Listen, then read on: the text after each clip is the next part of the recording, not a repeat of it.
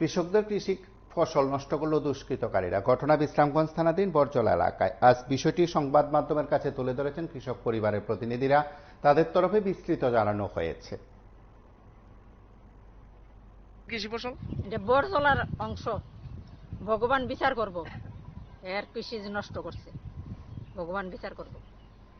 হ্যাঁ, কৃষি ফসল করে খায় না? হ্যাঁ, কৃষি ফসল করে খায়, পরিশ্রম করতো, বেতলা পরিশ্রম করে। এমন গজব কেনা করতে পারে?